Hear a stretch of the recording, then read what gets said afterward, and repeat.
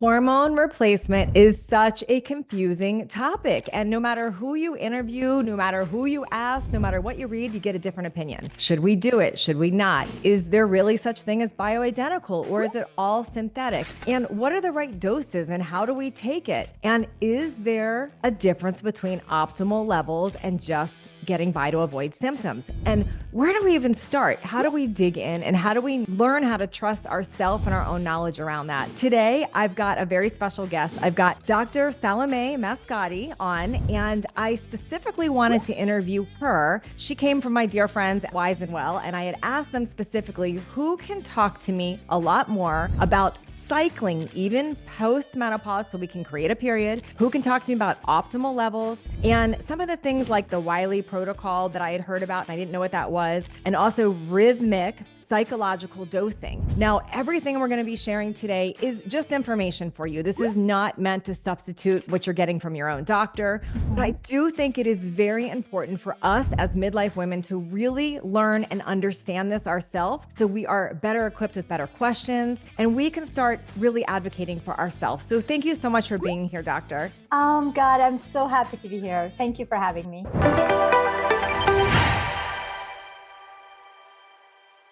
Now, you are a trained gynecologist, you're an MD, and you really started shifting recently into hormones and even more recently into this idea of the rhythmic psychological dosing. Can you tell me a little about that? Sorry. I'm so sorry. Physiologic. Physiologic, yes. Yes. The rhythmic physiologic dosing. Yes.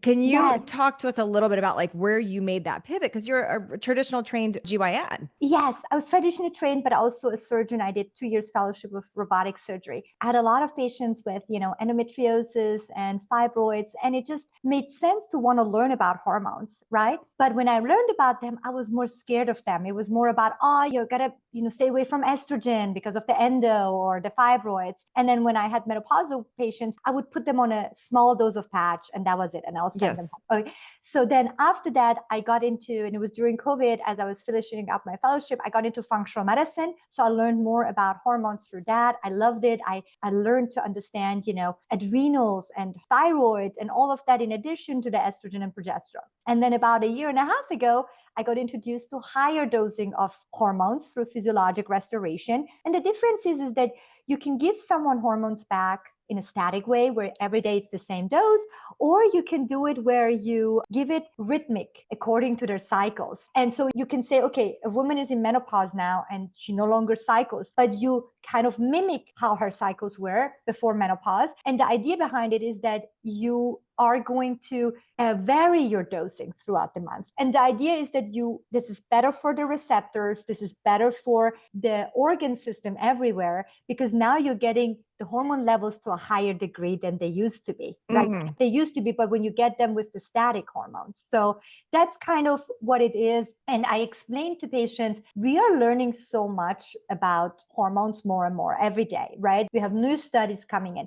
But a lot of the studies that scared women away were based on types of hormones that really not a lot of people use anymore. Sure. Not many people use the synthetic or like oral estrogen so much, or the synthetic progestins, not as many. They might still use them, but not as much. And then, so from that also, like using more bioidentical, more like hormones that are closer to what your own body makes them, you can then decide also to do it where every day you give the same dose, or you do it more rhythmic. And there's some data that rhythmic might be preferential. For example, with progesterone, we know that if you cycle progesterone, there's some data that it's better for the bone, for osteoporosis outcomes. They compared it to women who got it daily and then women who got it cyclically. There was a better outcome. There's some studies that potentially it's better for plaque buildup in the brain as well to actually do it cyclically instead of daily for the progesterone. And there's some data that, and this is, again, that was just in vitro, like it was in a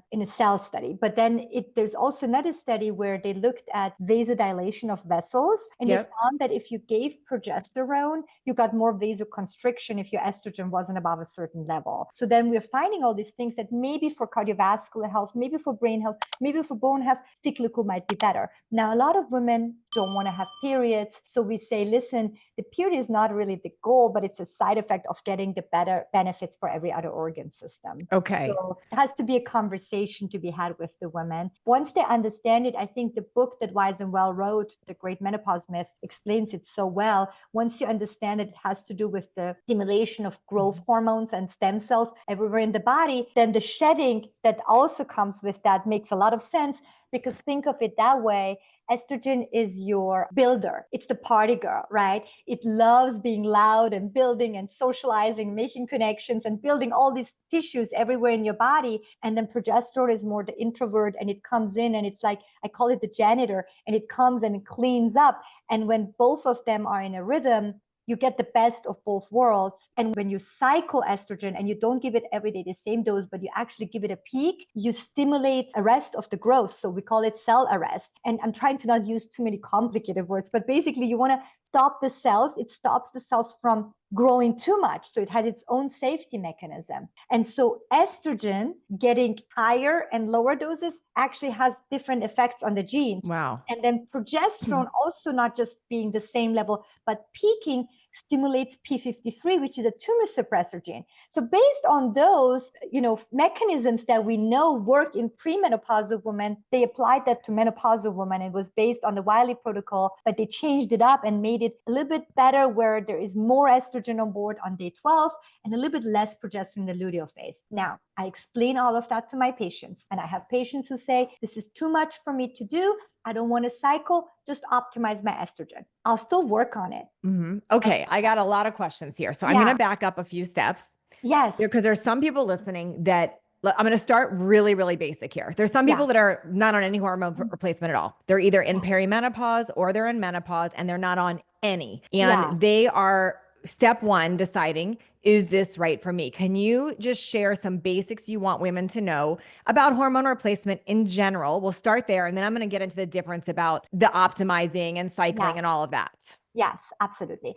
So the hormones have a lot more effects for us than just regulating periods and fertility. Because nature was interested in us keeping us healthy to be fertile, all the organ systems are affected by hormones, because nature wanted us to be healthy to get pregnant, and then when we're pregnant to stay healthy. Yes. So because of that, our brain, our bones, our hearts, our skin, our GI tract, our gut microbiome, our vaginal health, the way our mood is, everything is affected by hormones. And so understanding that, and the more we understand that we have hormone receptors throughout our whole body, the more we understand that as we are losing these hormones, maybe some of those changes are taking place that are associated with what we call aging, right? Our organ systems then age because they no longer have those hormone levels. So then you could think about it this way. You could say, hey, I don't need them because nature wanted me to lose them. Sure, I mean, that is absolutely your decision, but I see it every day how much it affects women. It's not really an empowering process. It's actually very affecting them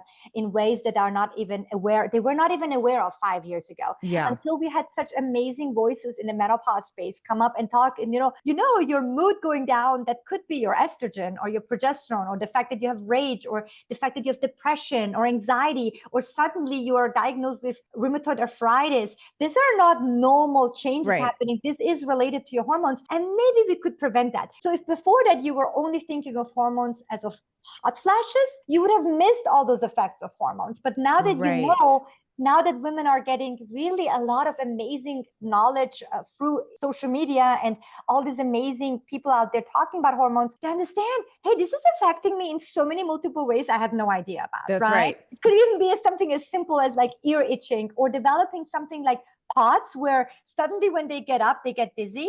That is absolutely estrogen related, because estrogen affects your kidneys function and how much aldosterone you produce and how much water you retain. Or you getting up at night twice to pee, that's not normal. Or you do no longer desire having sex with your husband, or you're more snippy at your children. I mean, you could say these are natural changes, but if you could do things about it and you optimize everything, your diet, your exercise, and you still can't get a grip of it. I mean, because hormones are so powerful, you need that as part of your whole toolbox. with everything else that you do.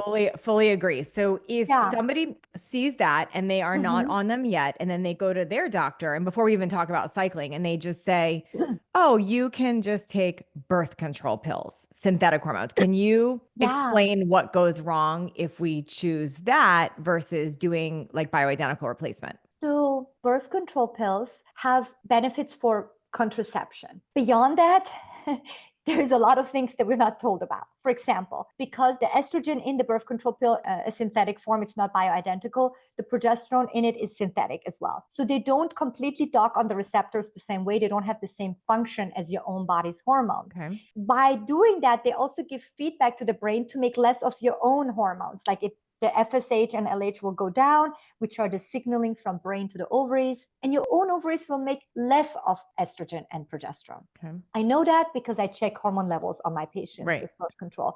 And often I will see their own hormone production goes down. So that's one issue, because already you are in perimenopause, for example, in your 40s, and you're losing your bone density. Now I'm lowering your own body's production Even of those more. as well. Right. Then in addition to that, they go through the liver because they're oral. Two things: they can increase the clotting factors through the liver, and they can increase CRP, an inflammatory factor. They also increase ASHBG production. And ASHBG is a protein that binds our own estrogens and testosterones in our blood.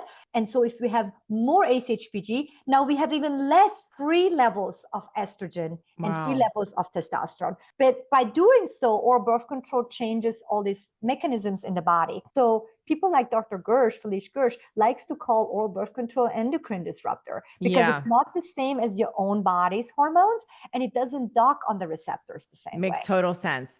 So then if we start actually doing HRT, hormone replacement, what is the difference between bioidentical and synthetic? And how do people know if what they're taking is bioidentical versus synthetic? So like I'll hear somebody saying they're taking a combination of a pill that's estrogen and testosterone, and their doctor told them it was bioidentical. Is that true?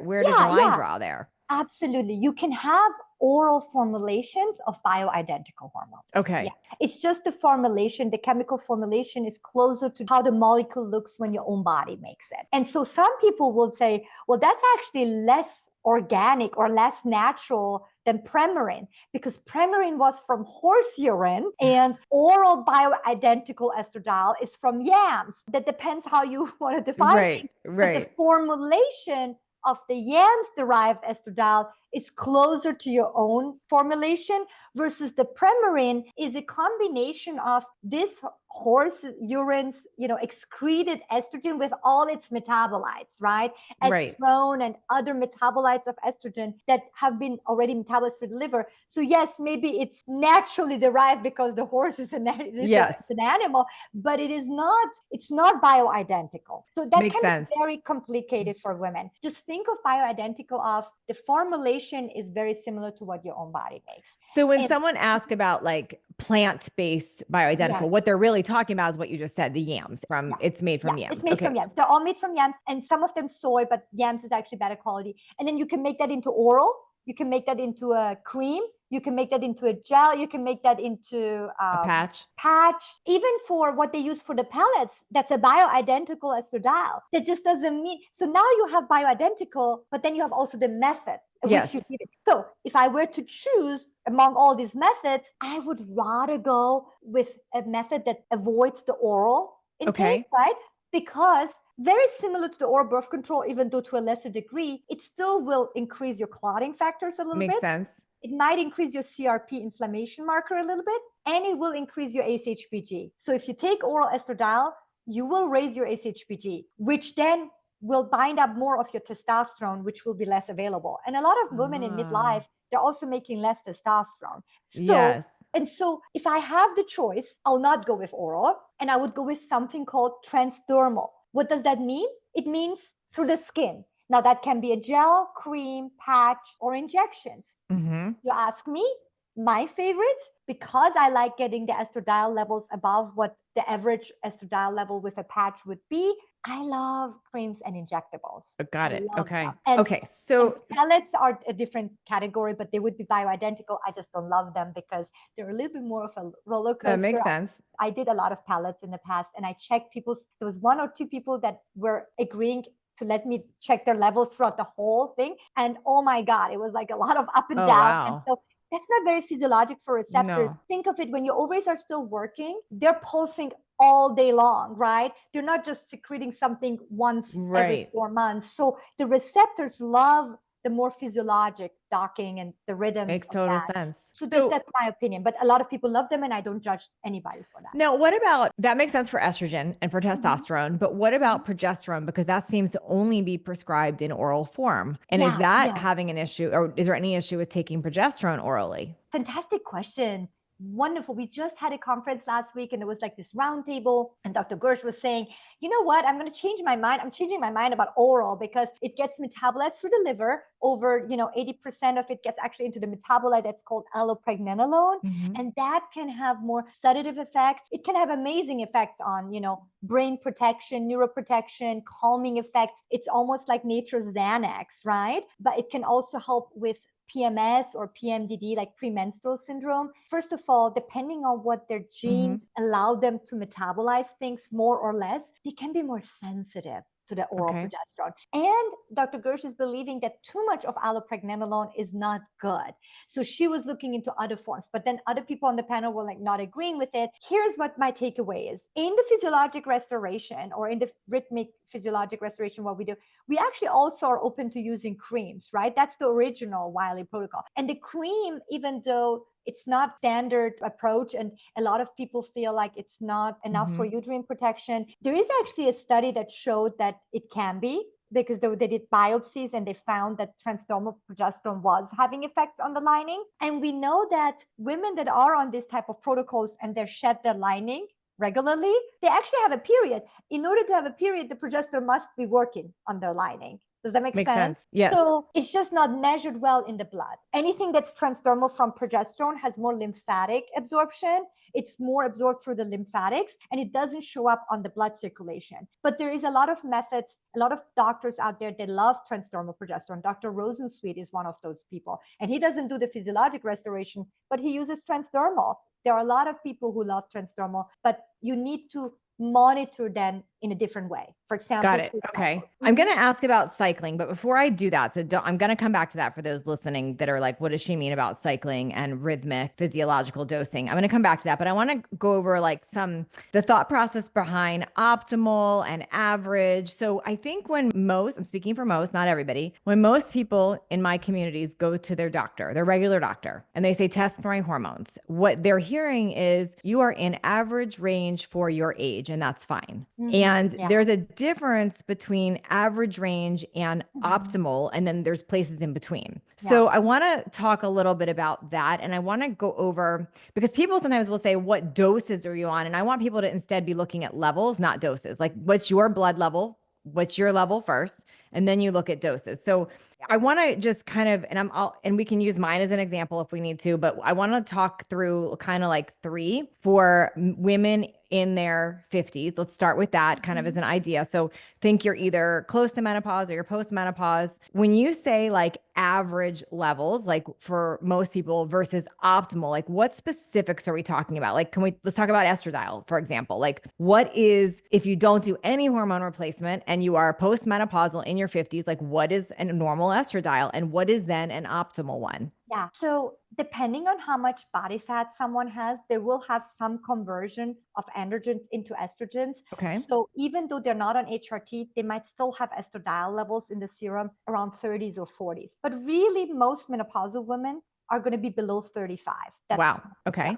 okay. Optimal, that's a topic where we Yep. can, where some of the people that like lower doses than physiologic, they're going to differ. But Yes. what the studies show is that minimum for bone protection, Mm-hmm. most of them say 60, other studies say 80 Okay. picograms of estradiol. For Okay. brain, there's some data that 100 might be even better for the brain. And there's Okay. going to be a study with Dr. Bredeson's group where they're going to check it with levels that are going to be around 100 because they want to optimize it even more. Yep. They found that estradiol is really important for brain health, right? Makes sense. And then heart, what about for heart? So nobody knows, right? This is why what the studies that Dr. Gersh mentioned at A4M was so cool, right? Because she showed that when the estradiol levels were around 80, but you brought daily progesterone, Yep. These women had on flowmetry, they had vasospasms. So maybe it's dependent also on everything else. For example, progesterone, when it comes in, it downregulates estrogen. So if you give daily progesterone, maybe your baseline estrogen should be higher, right?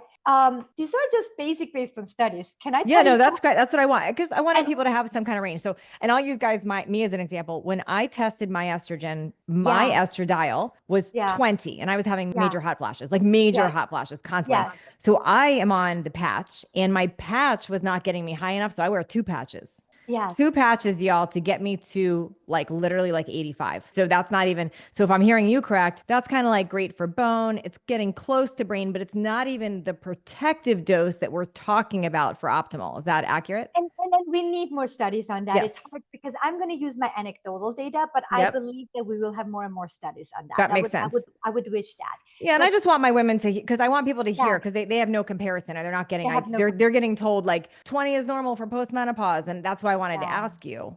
For sure. Let me tell you something. I have a lot of patients that I get around 100 and they're still not happy because actually their FSH is still going to be high. And FSH is the feedback mechanism to estradiol. And FSH is what the brain releases as a response to how much estradiol docks into the pituitary. Okay, so let's talk about that one. What number should that one be? So it goes above 20. Okay. When you are in menopause or later perimenopause, as a sign of your ovaries no longer make enough estradiol. Okay. So you would want to optimize it below 20 because there's some studies showing that FSH above 20 has its own effects on brain or bone. Wow. Okay. Yeah. So if you don't check FSH and your estradiol looks great, but your FSH is still high, you need more estradiol. So more estradiol helps lower your FSH. Okay. And then beyond that, I want you to know I have a lot of patients whose mood, depression, migraines, mast cell activation, immune issues, joint pain is not even touched below an estradiol of 200. Wow, that's what Maria and Kristen said for them. That's what they like. You have to individualize people. Yes, that makes sense. I had a patient called this morning. Her estradiol was really great looking, like 250. She was weeping. And we previously had her a little bit higher, and I just lowered it because of some other things. But she can't tolerate lower than that. She needs those higher. Yeah. And it really directly affects her. Like she feels so much better on higher doses.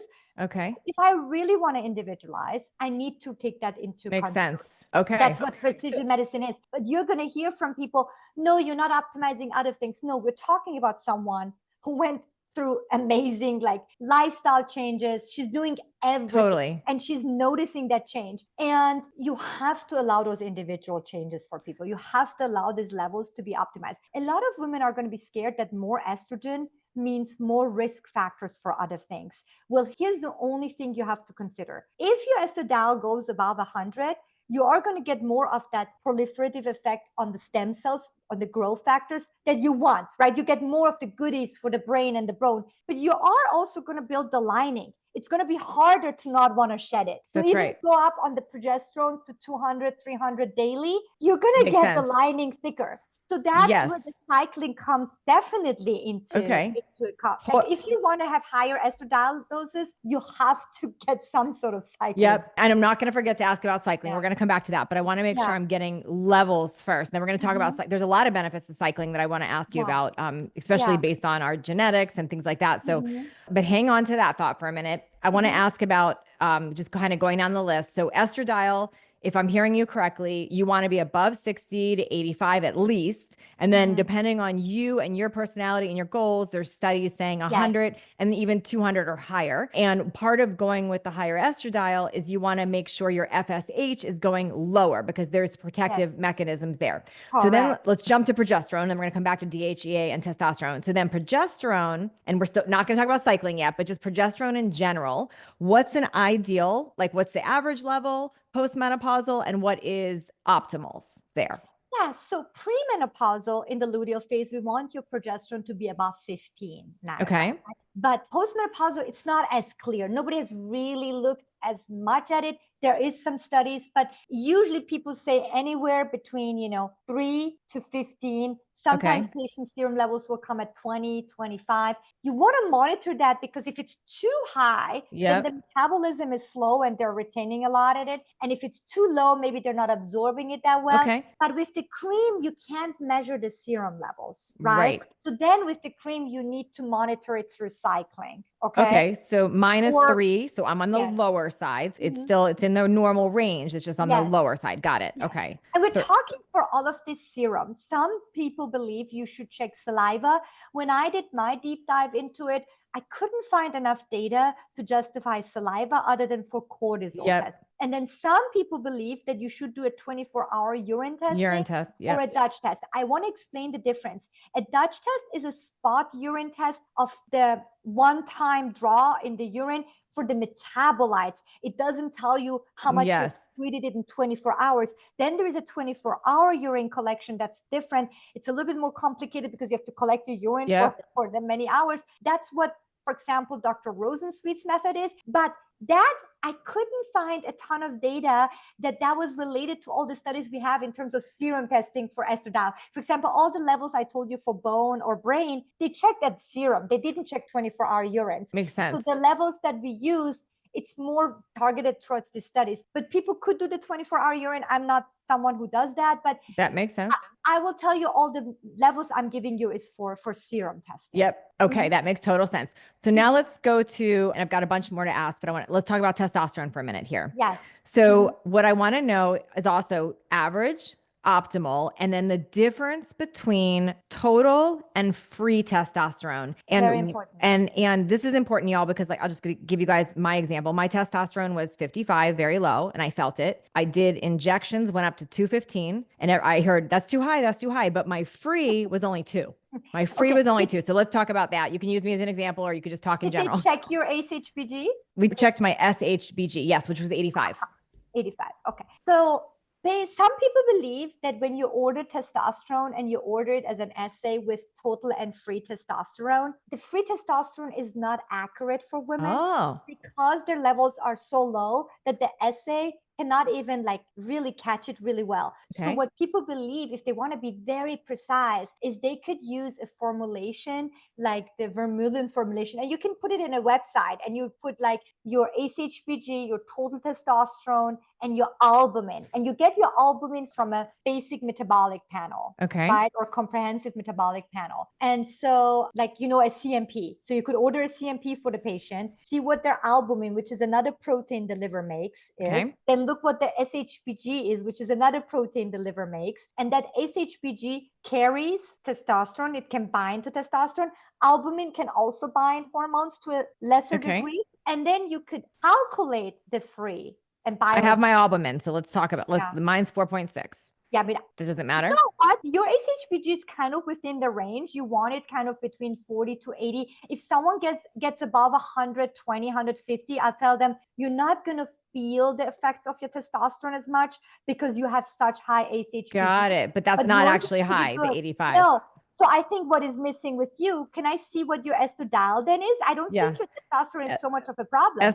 Estradiol, you guys, if you have your labs, you can pull this out and do it along with us. So estradiol 75.5. Okay. And what was your FSH? FSH 21. Okay. Testosterone total 215. Okay. Free testosterone 2.04. Okay, so free testosterone, if you calculated that with the formula that I told you, just online, you put testosterone calculator, you want it to be above 1.5, but you don't want it to be higher than 5. That's usually where PCOS patients are.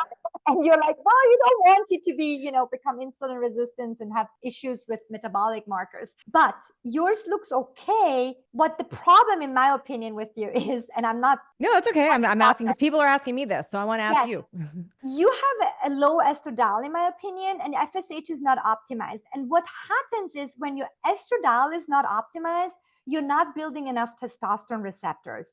Understand this. When you look at a premenopausal 25-year-old woman that we use as an example of a hormonally healthy woman at the Okay. peak of her fertility. What do you think the total testosterone of those women are that are not PCOS? They're not have not I mean, abnormal. maybe it's a few hundred. I don't know. No, that's good to know what it is. It's actually between 55 to 65. Oh, Yeah, that was total at the or peak. free? Total or free? Total. But that's Total. at their peak. So Wow. that's after ovulation, right? When they peak, Okay. right? Because nature wants us to peak testosterone around ovulation so that we want to have sex, right? Well, that's not that high. So No. with injections and pellets, they get people higher than that. And so I say the problem is because they're not optimizing people's So estrogen. this is really interesting. Okay, so the reason I want Yeah. to go a little deeper right here real quick is Yeah. there's very confusing information about testosterone. So we hear Mhm. different things from like some people are on pellets and their testosterone's super high. Some are Mhm. not getting any at all and it's super low. And then what I keep hearing, and maybe this is completely a myth, is that it doesn't matter your total. What matters is your free.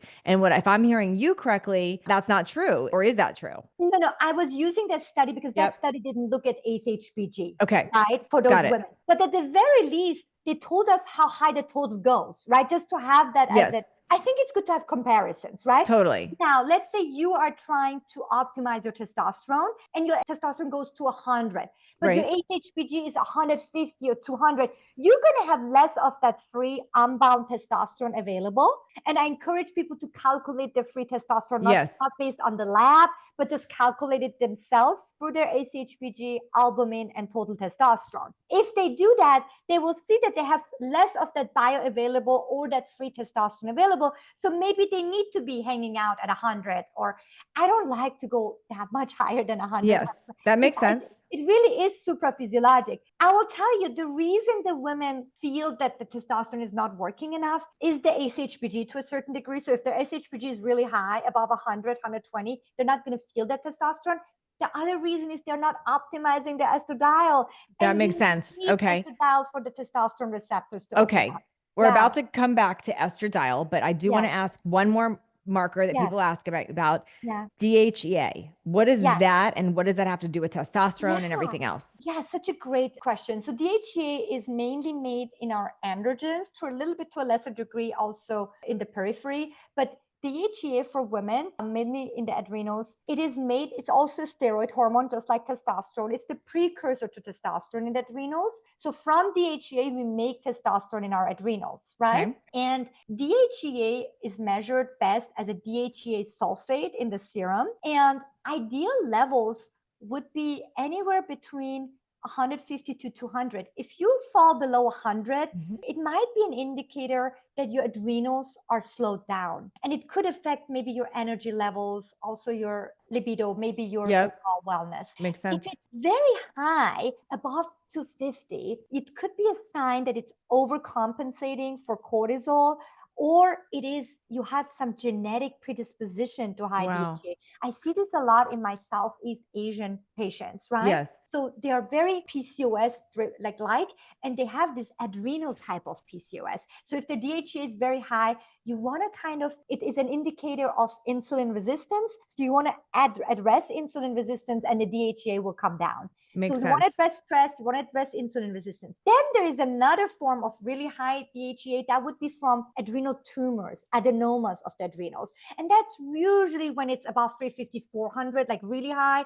And you could do like an ultrasound or an MRI of the Okay. adrenals to rule that out. I've diagnosed that in my career maybe one time. Wow. But So I've it's not seen a lot common. more high DHEA than that. Yes. So it's a lot more common that it's from high insulin or inflammation or stress than it is from a tumor. So that's what DHEA Makes is. total sense. So now, okay, let's go back to estrogen and then we're going to talk about cycling. Yeah.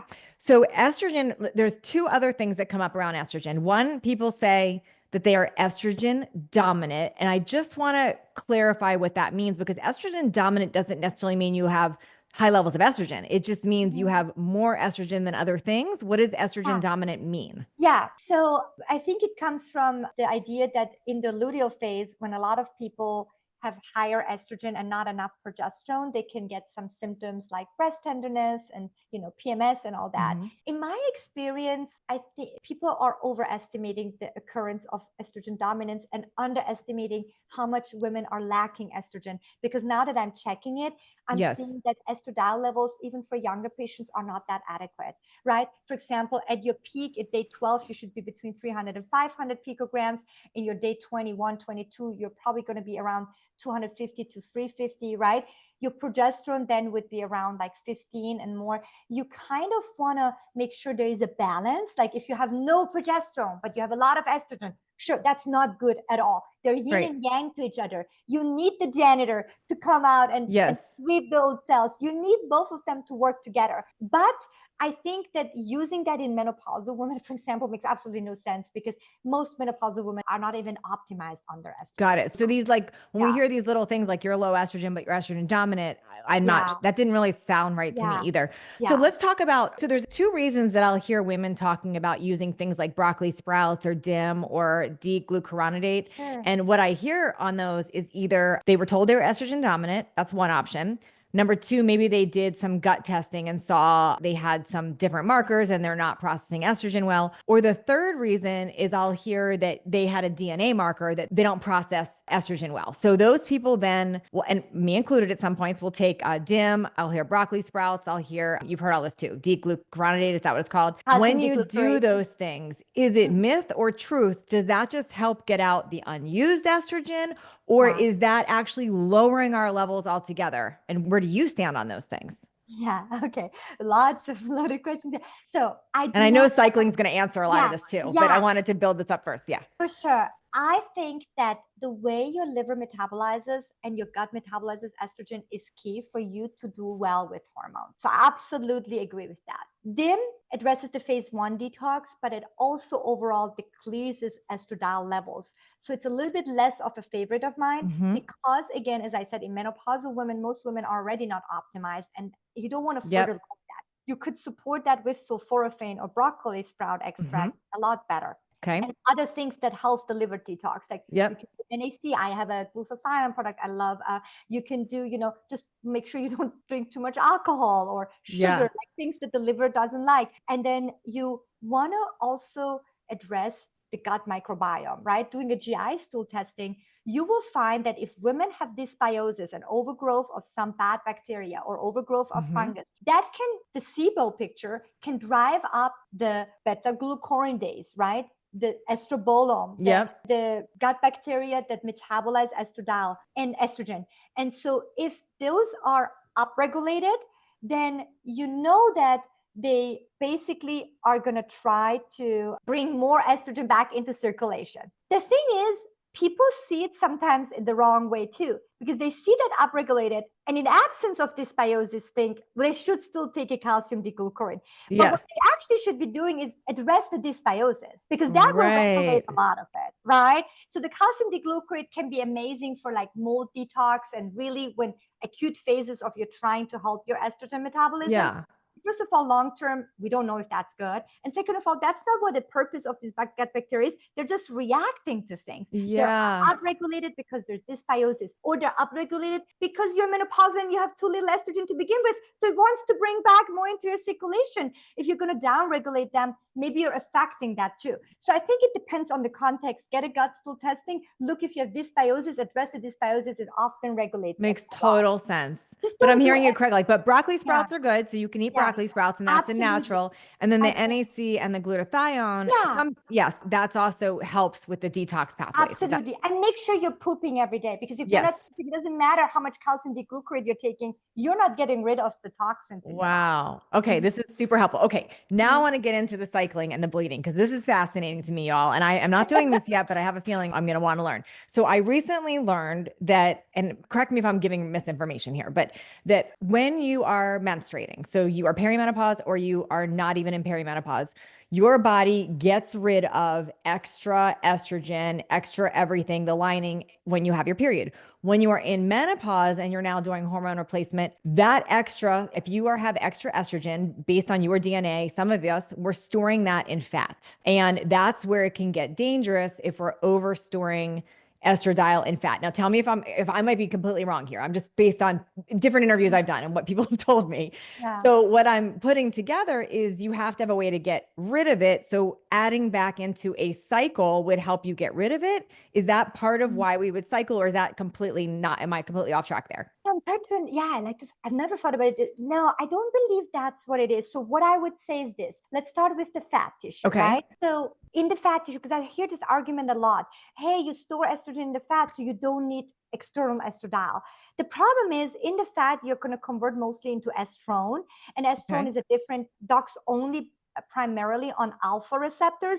It doesn't dock on beta receptors of estrogen. And Okay. so you're not getting the same effects. It also doesn't dock on the G coupled receptors. So, and also it's going to be in lower levels. It's not going to be enough Right. to make up for all these like loss of bone and loss of brain function and cardiovascular health. So even though you convert some estrogen in your fat tissue from androgens to estrone, it's just not a lot. And that estrone, some of it converts to estradiol, correct? But if you were to measure those serum levels of the estradiol, you're always going to find maybe at most they're going to be at 40, right? 40. Okay. I've never seen 50 in a menopause without, but it could be, right? Like if she's very, has a Yes. lot of fat tissue. And for example, if she's going to be on Ozempic and a lot of this fat is there's going to be lipolysis, the fat cells release Yep. and they shrink, they're going to release some of those hormones with them, right?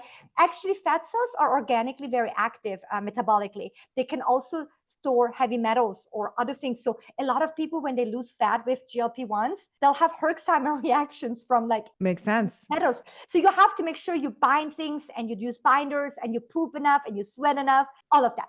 But having said that, in my experience, and I'm not speaking for everyone in the Yeah. world, in my experience, when a woman comes to me, even if they have a higher BMI and they have fat tissue, their serum estradiol is never enough to get them to where I want them to be to protect the bone and the brain and the heart. Now, the cycling doesn't get rid of that stored estrogen. The cycling resets the receptors in the lining. And with that, it's a sign of apoptosis and programmed cell death everywhere in the body. Think of it this way. Your breast tissue every month cycles. Your bone tissue every month cycles. You're just not getting a bleeding from it, but they actually grow and then they shed. They grow and they shed the tissue. So the menstrual cycle is a surrogate marker for the cycling in every organ system of the proliferation and then the programmed cell death where you get rid of the old cells.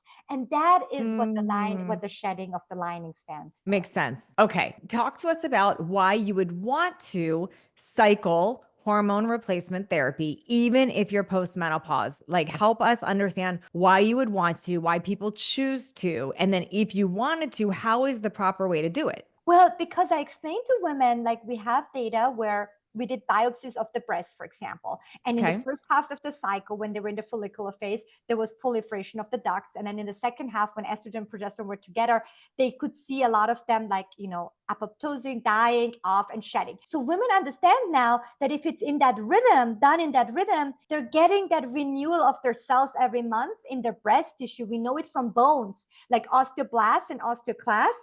They respond differently to when these hormones come in and if they're in a rhythm and what levels. So once they understand that this is a rhythm that applies to every organ system, they're like, yeah, I don't want just static. I want that optimization of all organ systems. This is not a widely accepted or based on randomized control studies. I don't want people to come at me and say, you are spreading misinformation. This is nowhere. I'm saying we're using the data from premenopausal women. Now, counter arguments could be, who knows if what's good for a premenopausal woman is good for a postmenopausal woman? We don't have the studies, correct. We're just using it as based on their physiologic effects on the epigenetic, downstream effects that they have. And we have a lot of anecdotal data. I'm hoping that the people that I'm mentored with and I'm mentored by and that I'm learning from that have been doing this for 15 years publish their data because the world needs to hear that this is safe. This can be done. And do you personally do it? Do you personally do it for you? You do. And did you notice a difference in how you feel and markers as when you did this?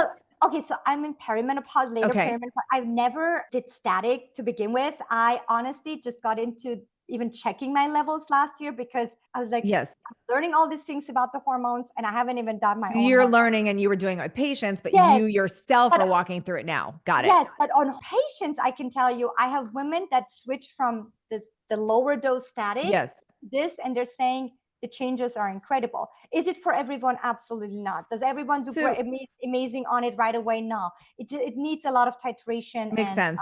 and attention. It's much easier to give someone just a patch and send them their way and not Totally. for a year. So for me personally, Yeah. I feel really good not cycling. And I'll just tell you why. Like I was one of those people, and some of you listeners can relate, where I had very extreme PMS when I had menstrual cycle. Like it was a very like I'd feel good part of the month, I'd feel not good. Like my husband would know exactly where I was in my cycle based on my mood and all the stuff. So one of the things I've actually liked about like being later perimenopause and menopause is that evenness. Like I like the evenness. However, I didn't like the massive drop in hormones. So for me personally, being on the patches, being on testosterone, which I'm still figuring out the right levels, being on the progesterone, it like kind of keeps me even keel. And when Kristen and Maria convinced me to cycle, and so did Anna Kabecka, I tried. And then I couldn't sleep. And I was like, this isn't going to work. So this is my experience, not anybody else's. So I'm like, for me, cycling progesterone made me miserable. I couldn't sleep. I also, for me, learned that I've got to go a little bit higher on estradiol or I don't sleep well either. Like, so there's this balance here. I'm still figuring out testosterone. So what would you tell someone like me or anyone listening? They're on some good levels from their doctors. They're feeling pretty good. Do they venture into this cycling? Is there benefits that, or do you advise them to kind of stay where they are? Yeah, so a comment on yours. Right now, your estradiol testosterone ratio is not optimized. You, in fact, are not working in favor of your metabolic health. Your testosterone is overdosed and your estradiol is underdosed. So Okay. you're going to be more prone to insulin resistance and lipid markers changing. Makes Now, sense. that might not happen to you, and Right. your visceral fat might not change, but you're more in a PCOS-like picture than you are when you are, because in a physiologic level, even though everybody says we have more testosterone and estrogen, yes, in absolute number because it's nanograms versus picograms. Yes.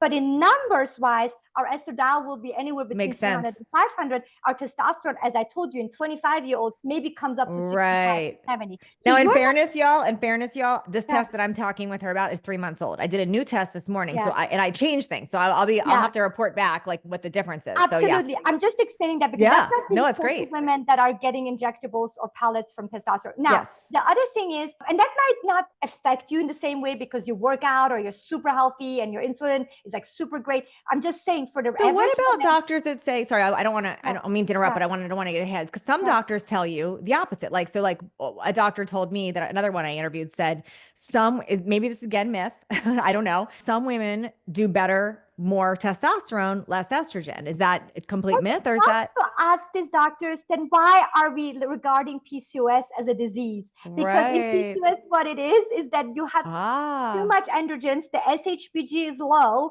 and often estradiol is actually not that high. Maybe some women they have, but they don't. Why don't we then ask them that? Because why are we trying to imitate a state that we regard as a disease in PCOS patients? Again, it's going to be very individualized. You want to look at the HSG as well and how they individually react. But nowhere in a normal physiology of a woman, of a 25-year-old, is testosterone going above 100. So why are we doing that for women in menopause? That's my only question. Yeah. And again, I did that. I inserted pellets. I'm not arguing with anyone in that sense. I'm just saying, I don't think it was the most physiologic way of doing it. Do you think they're doing it because it just feels good? Like, I think maybe when people get that testosterone, we feel good. I think because it's easier. You don't deal with the shedding of the lining, but you downregulate a lot of the symptoms, like the hot flashes get away, the energy goes away. But I had a lot of women that despite really high testosterone didn't feel good. I'm glad it works for you, but I have a lot of I don't know if it works. These numbers did not work. I changed things and now I have new numbers that I'll have soon. I just did new testing today. So it wasn't working. I did not feel good with these labs. So I changed it. I'm very curious how they landed. I went down on testosterone. I went up on estradiol. So I'll be curious and I'll have to report back.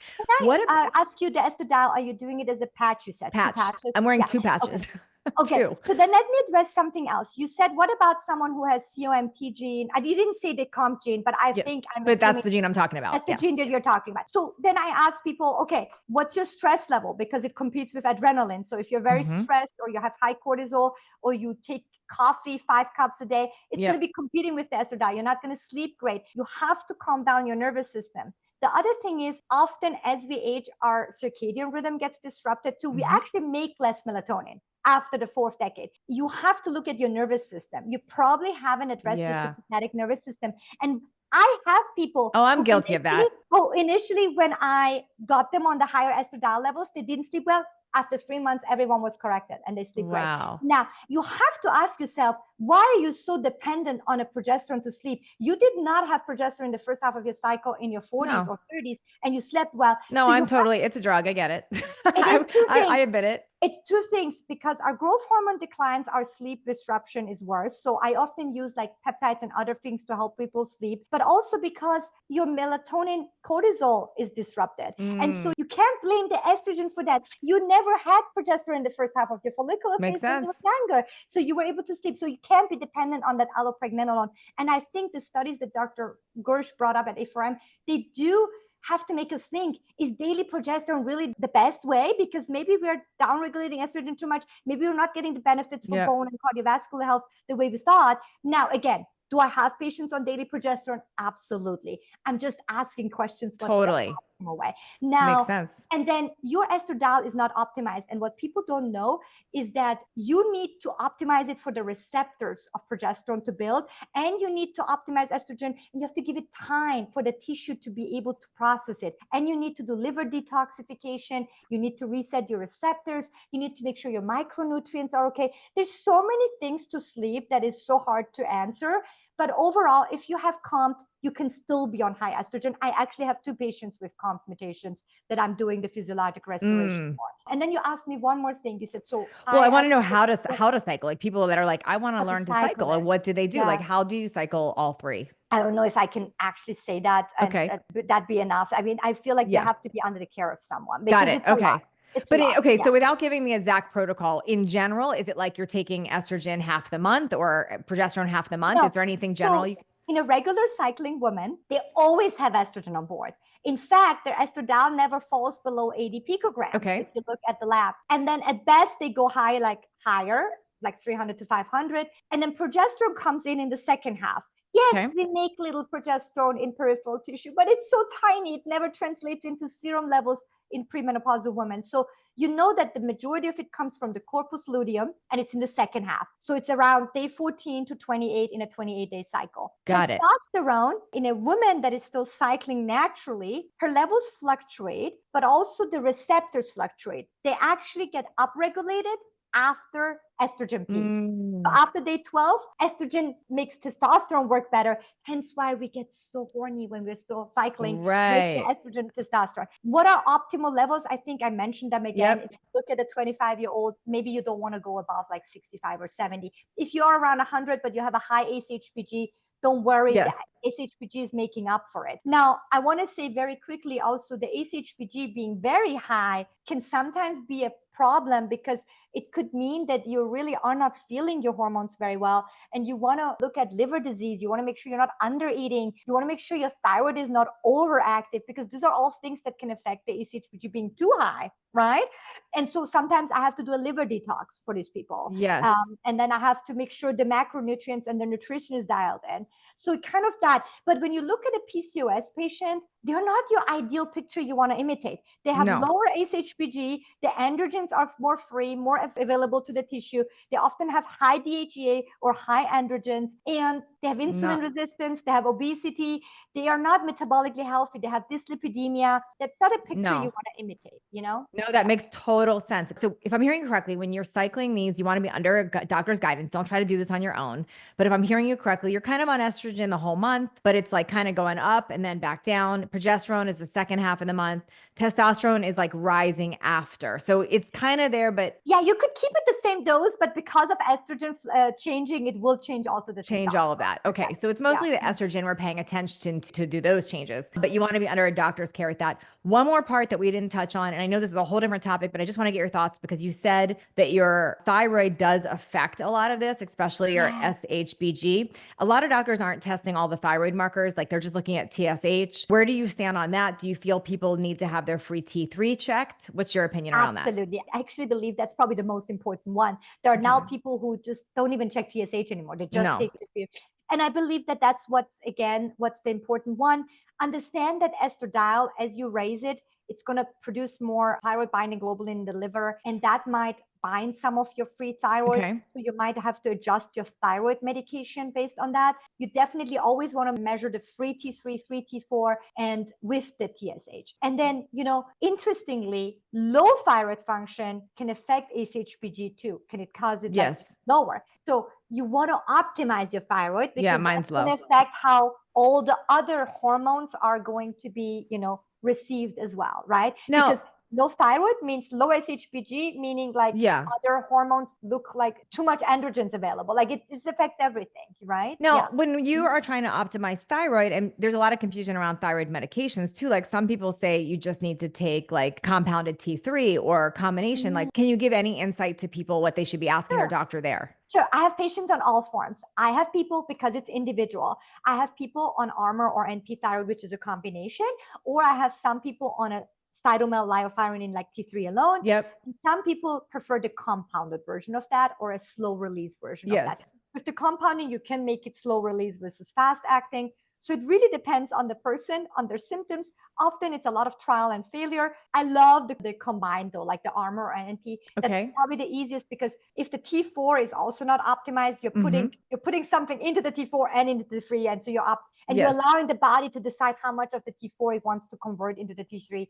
But then you have to support the body with the nutrients it needs for that conversion as well. Gosh, this was so helpful today. You answered so many of my questions. Thank you. These are like, I had a million questions clearly from all the interviews I've done. I hope this was helpful to my listeners. Where can they learn more about you? Can people work with you? How do they find out more? Yeah, so people can follow me on Instagram under my name, Dr. Salome Masghati, MD, and then they can also check my website, drsalomemaschati.com, and then apply for a consultation. And I recommend that, people also check out Wise and Well's book, because for a lot of what I said in there, I feel like it helps them to be already understanding. I've had them on my show so many times, and their book is amazing. So yes, absolutely. I agree. And I think like some sort of, educating yourself already ahead of the time really helps you. But I will be there to clarify questions. I love getting all these kind of questions and being challenged. And it's And great. do you work with people if they're not in your location in Florida? Can they work with you? So I have multiple state licenses. They're in my Instagram, but it's like Nevada, California, Maryland, Virginia, New York, New Jersey. And wow.